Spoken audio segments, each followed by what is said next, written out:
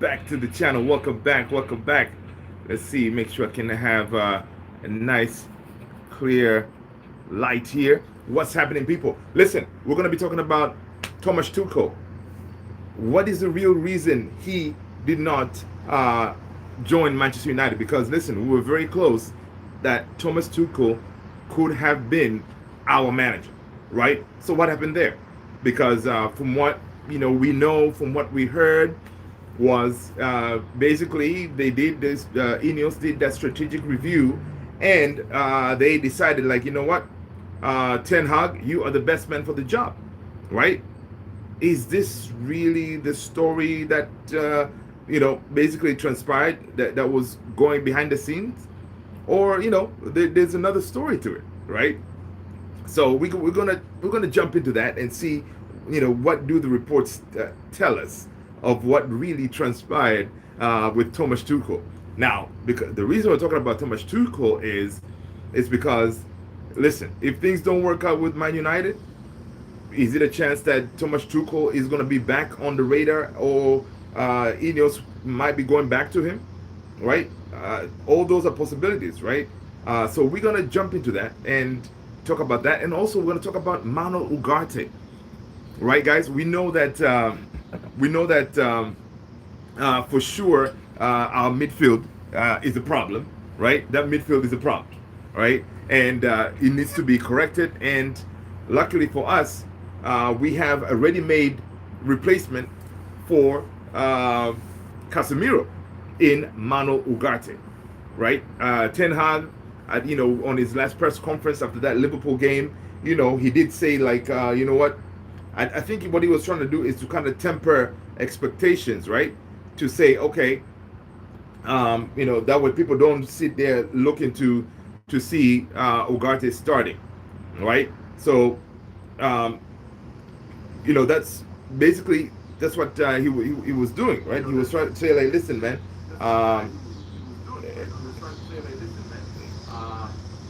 Okay, so basically he was trying to say, listen, people need to relax a little bit, because this guy is not going to be ready. It's going to take him a couple of weeks to get match fit, right? So basically he's trying to say, hey, man, listen, people should not expect this guy to be starting anytime soon, right? Now, we know clearly that Ten Hag, I mean, I'm sure he also knows that his job is on the line here, right? His job is on the line because of the performance, right? We had 3 games, we had 1 win and 2 losses, right?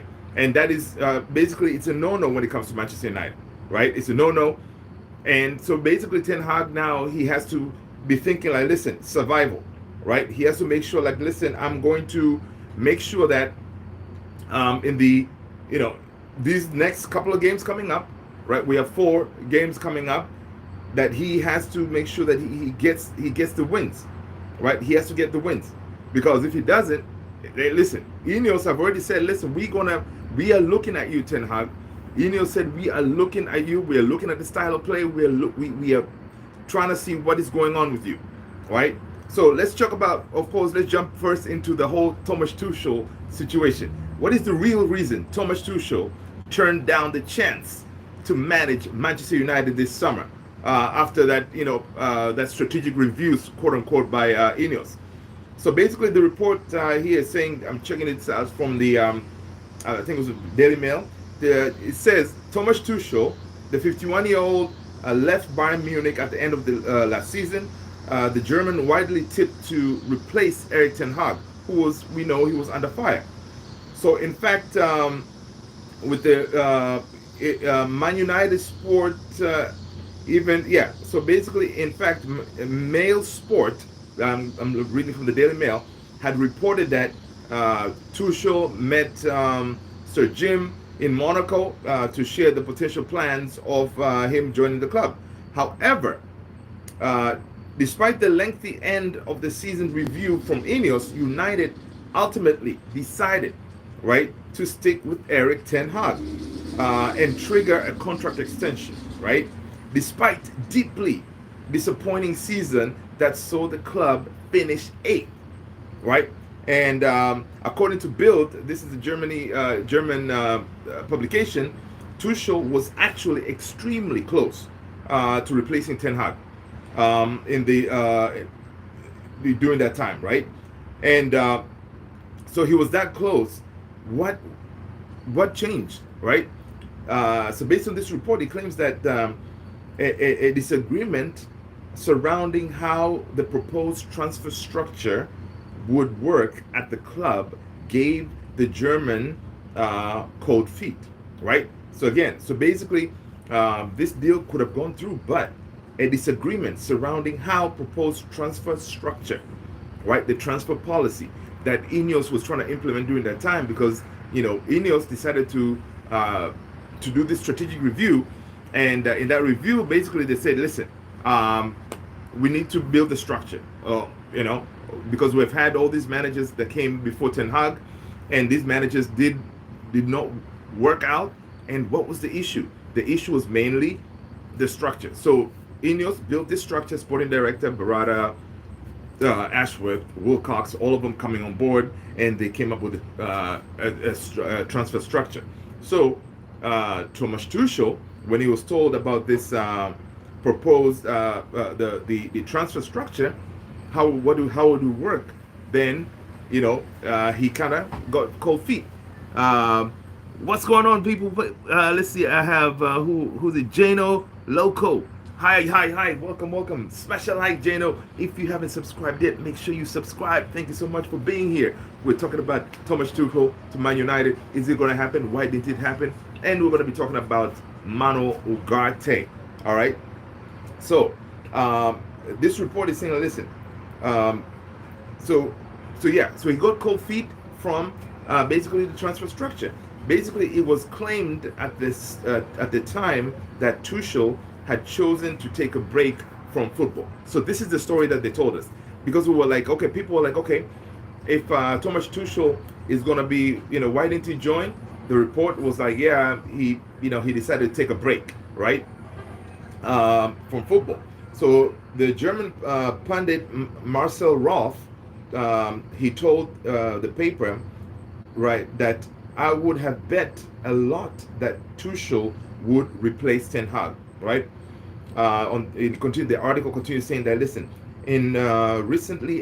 I recently had another conversation with someone who is very close to the deal, the Thomas Tuchel deal, right? Very close to there, and said that pretty much the deal was at the finish line, but Ten Hag said this. Not Ten Hag, I mean Thomas Tuchel said this: I'm not doing that. I won't do that to myself again. Okay, that I go. He said, basically said this. This is what Thomas Tuchel said. Getting closer to that deal to be finalized, right? Him coming to Man United. He said, I am not doing that. Okay, I won't do that to myself again. That I go to a club and then things come from outside, right? Meaning that, listen, I think what Tuchel was saying there is he wanted control on player decision, on transfer decision, right? But the way the new structure was going to work at Man United is, the manager doesn't necessarily have a full control. It goes through the structure, the Barada, Ashworth, Wilcox, the entire system that is put there. They agree on the player, and then the player gets signed. Of course, the manager gets a vote as well, right? So basically, that's how it was going to work. So Thomas Tuchel was like, listen, I've already done that, obviously, with I think that's what could be the reason for his disagreements at Bayern, and also disagreement at Chelsea, because he's one of those who wanted to make his decisions on what kind of players that he brings in, right? The article continues, says that United have overseen a major structure off the field, with Omar Barada arriving as CEO, Wilcox coming in the technical director, while Dan Ashworth joined the sporting director, and Chris Vivell was appointed as the interim head of recruitment, right? So this new approach to transfer is said to be more collaborative, right? So this new way of transfer is more collaborative, and we did see that during the summer on the players that we brought in, the 5 players: UGARTE, Xerxes, Yoro, who was Delit, Mazraoui. It's more collaborative. This new structure that Ineos has put forth, right? With Ten Hag believed to have less influence than previously he did, right? Obviously, before the new structure was put together, Ten Hag had a lot of influence on what players come in. We saw that he's not the best judge of player identification. He chose to bring in Anthony. He really hasn't really worked out for us that much. Of course, other people, they're not very happy with him. They're bringing in Onana, right? I don't know what you guys think about Onana. Make sure you smash the like, people. If you haven't subscribed, subscribe at this point. I appreciate you. It's supposed to channel, right? So I don't know how you guys feel about Onana. How do you guys feel about Anthony? Leave a comment below what you think about that. So basically, Ineos saw that the way Ten Hag was rolling, he was doing a lot of things by himself. There was no structure. So this new structure is set forth by Ineos is more collaborative, with Ten Hag to have less influence than previously did. Okay. Report says United spent more than 200 million in this summer market. Obviously with Joshua Xerxes, Lenny Yoro, Matthijs de Ligt, Mazraoui, Ugarte, who all joined, right? So basically, the article continues to say, listen, Tuchel has previously claimed that has previously clashed with board members over transfer policy at Chelsea, at Borussia Dortmund, and Bayern Munich, right? So Tuchel, he knows what he wants, right? The transfer policy, the way Chelsea had, Dortmund and Bayern, he did not like. So which ended up the way he gets fired from all these teams, right? I don't know why we're trying to bring him to Man United, knowing that he has this track record of not agreeing, not playing, not being a team player, right? So Thomas Tuchel was like, listen, man, I'm not gonna do this to myself again. Join another organization. Yes, he's always wanted to manage Man United. Of course, Man United, we're the big team, man. We're a big team, right? So he definitely would have liked to join Man United, to be part of that team, to coach Man United, right? But he did not like the how the transfer policy is going to be run, right? So the article continues, says, listen, it is clear that the German was desperate to avoid this if he moved to Old Trafford, where reports claimed he was first choice option, right? Listen, this guy was apparently Sir Jim's first choice when it comes to who to replace Erik ten Hag, right? And when pressed on whether Tuchel could ever join United in the future, Rife, that reporter, said, didn't seem too optimistic, as he added, Tuchel is not a firefighter, right?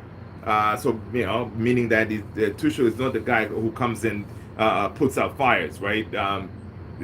Whatever there's a problem, he's there to fix, from what I understood from this article, right? And then he says, like, Tuchel wants to build something, right? And for this, you need a full transfer window. You need to change things, right? United returned to action following an international break with a trip to Southampton, as the Red Devils look to kickstart their season following 2 defeats in 3 Premier League games, right? So is Thomas Tuchel going to be a manager if Ineos decide to pull the plug on Ten Hag? I don't know, because personally, Tuchel was not my cup of tea, man. He's not a coach that you start a project with, and then he's not a coach that is going to be there for a while to see that project through. Ten Hag is, right? Ten Hag is, and he knows what kind of players that he wants, and with time, I believe he can still do a good job at Man United. Now, is he going to be given that time? Because with this, with the way it's going now, with these defeats, people are not going to be happy, right? I am Kurd. How you doing? How you doing? Welcome, welcome, welcome. Smash a like, Kurd. Smash a like. This is Man United. We talk about Man United. Yeah. Are you a Manchester United fan? Let me know. Let me know in the comments below. All right. Hit that subscribe. Okay. So, is Ineos going to give Ten Hag a chance? Right? Are they going to give him? Are they going to give him a chance to build? Right? Thank you so much. Thank you. Thank you. Thank you. Appreciate it. Subscribe. Make sure you subscribe. Right? Are they going to give him a chance? Unless things change, Ten Hag is really not at a good place, right? He's not at a good place because he needs to make a change. He needs to make changes in that midfield. He needs to make changes that can give him a string of wins, right? He cannot afford to go, to these couple of games coming up after the international break. He cannot afford to continue losing. He needs to string a couple of wins together, all right? You don't know English? Oh, it's okay, it's okay. Right? Yeah. So Ten Hag, he really has to do something, and that being the case, he needs to not be stubborn. He needs to make sure that he changes his system, right? He changes his playing style, right? Because in that midfield we're too open, right? We saw in Casemiro struggled. Casemiro struggled, so that means Ten Hag in that next game coming up against Southampton, he has to start Manuel Ugarte. Why do I say Manuel Ugarte? Listen, because Manuel Ugarte is basically that player who can control that midfield, right? He's a player who can control that midfield because we need control. We need legs, right? If we need legs, then we need Ugarte to come in. And listen, Ugarte has sent a clear message to Erik ten Hag, right? In light of his potential debut. People, smash the like as you're coming in. If you haven't subscribed, subscribe to the channel. I appreciate you being here. We're talking about Manchester United, all right? And what Ten Hag has to do to win. He needs to make changes in that midfield, all right? And Ugarte has sent Ten Hag a clear message, right? Because Ugarte, according to Ten Hag on his last press conference, he did say that Ten Hag said, well, Ugarte is not ready. It will take time for him to be ready to start. So he doesn't expect him to start. It will take him weeks, maybe a few games, maybe a month for Ugarte to start. Now this will be suicidal for Ten Hag, right? Because Casemiro cannot do the job in the midfield by himself. Ideally, for me, I would say double pivot Casemiro and Ugarte to start, right? Or you start Ugarte, right? So what was the clear message that Ugarte sent to Ten Hag? Ugarte played yesterday, all right? So Manchester United new signing Manuel Ugarte showed Erik ten Hag exactly what he can offer his new team as he's put in a masterclass in Uruguay World Cup qualifier versus Paraguay. Meaning Ugarte played yesterday, right? Ugarte played yesterday. Thank you so much. Like the video, all right? Ugarte, he did a masterclass yesterday against Paraguay, right? So, what did he do? So basically, he played yesterday. I think he played almost. Let's see. According to report, we see that the former PSG man arrived at Old Trafford at deadline day. Eventually, basically, he was finalized, but last minute, so he didn't have time to practice with the team, right? So basically, the report says, listen, Ugarte was, he did attend the last game that United played, but of course he was not part of the team, right? And basically on this report for his game, Ugarte did, let's see here, from the reports, I think he played, yeah. So Ugarte was was also doing his, he did play very well. He played 79 minutes in total, right? So basically now he says that, listen, from this report, Ugarte has the legs. He can give us something. right? So Ten Hag has done this before, chucking in players before they're ready, right, fully fit. He has done it with Mazraoui, right? He has done it. I think he also did it with who else? He did Mazraoui. He did it with I think with Anthony, if I'm not mistaken. If not, yeah, right. So he can do that instead of saying, "Oh, I'm gonna wait until he's match fit before I chuck him into the game." Be all right, because right now he needs Ugarte in that midfield. So if the man already played 70 something minutes, it means that he is capable. He's capable of doing the job for us, right? A job that we know we need him to do, right? In that midfield to have control, all right? Because without control, we're gonna struggle, and if we get another loss, it is gonna be ugly, right? Because already we know, the hounds are out. They're already calling for his head. This is something that he cannot, play around with because his job is on the line. We already see Ineos, the whole team, Sir Jim, Wilcox. They're looking at Ten Hag. They're looking at his playing style because they want to see us having more control in that midfield. They want us to basically, show progression in our football, right? They don't want to see just be one mistake and then you run through and then you're put in a situation that you can be scored on, right? So this is something that Ten Hag definitely has to address ASAP, because if he doesn't, then trust me, he may not make it to December, right? Because I'm saying, listen, Ineos, they're gonna give Ten Hag and at least until December, right? That way he has a chance for his new players, the 5 players that he signed. They get a chance to get bedded into the team, get into the Ten Hag's playing style, right? That way they know, okay, this is how Ten Hag wants to play, and those kind of things, right? So he will be given time, right? He will be given time. So and he cannot just abuse the goodwill that he's going to be given for him to basically have time to work with the team, right?